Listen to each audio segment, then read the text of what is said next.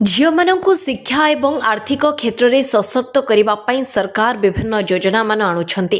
एही योजना गुड़िकर एकमात्र लक्ष्य हेउछि महिला को सशक्त करने। तेबे राज्य सरकार एपरि एक योजनार घोषणा करिसेंती जेउथिरे झील जन्म हेले मिलिबो प्राय 1 लाख टंका। झीलମାନଙ୍କୁ शिक्षा एवं आर्थिक क्षेत्र में सशक्त करने सरकार विभिन्न योजना मान आणुछंती। एही योजना गुड़िकर एकमात्र लक्ष्य हेउछि महिला को सशक्त करने। तेबे राज्य सरकार एपरि एक योजनार घोषणा करिसेंती जेउथिरे झील जन्म हेले मिलिबो प्राय 1 लाख टंका। तेबे चलंतु जानिबा एही योजना केउ माने अंतर्भुक्त एवं एहाकू किपरि आवेदन करबा। 2026 रे मुख्यमंत्री लक्षपति बेटिया योजनार घोषणा करिथिले। एही योजनार लक्ष्य हेउछि अर्थ अभावरु कोनोसी महिला जेपरि शिक्षारो वंचित न हेउ। तेबे दिल्ली मुख्यमंत्री रेखा गुप्ता एहार घोषणा करी राजधानीवासी को उपहार दैछंती। एही योजना अधीन रे दिल्ली सरकार झीर जन्म ठारू तांकर डिग्री समाप्त हेबा पर्यंत विभिन्न किस्ती रे मोट 56,000 टंका प्रदान करिथांती। एही टंका एक बैंक अकाउंट रे जमा करा जाए एवं सुध जोड़ा हेबा परे जेतेबेले झील को 21 वर्ष बयस हो जाए से 1 लाख रु अधिक अर्थ राशि पांती।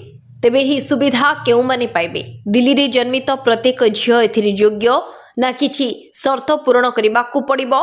तेबे परिवार गत 3 वर्ष धरी दिल्लीर स्थायी बासिंदा होइथिबा उचित।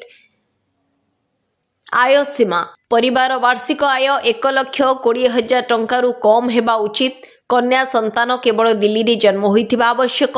गोटी परिवार सर्वाधिक 2 जण झील एही योजनार लाभ उठाई परिबे। स्कूल शिक्षा समय रे झील पई दिल्ली सरकारी किंबा स्वीकृति प्राप्त स्कूल ले पढ़िबा बाध्यतामूलक।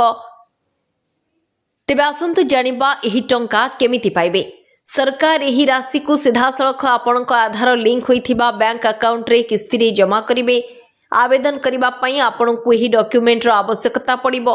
झीर जन्म प्रमाणपत्र, पितामातांक आधार कार्ड एवं राशन कार्ड, आय प्रमाणपत्र, दिल्ली रे 3 वर्ष रहिबार आवास प्रमाणपत्र, झीर पासपोर्ट साइज फोटो। किपरि आवेदन करिवे? सरकार एही योजना को संपूर्ण डिजिटल करिसेंती।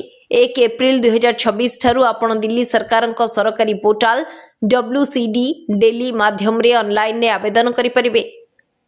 तेबे आपनकु आ कार्यालय जिबाकू पड़िबो नाही।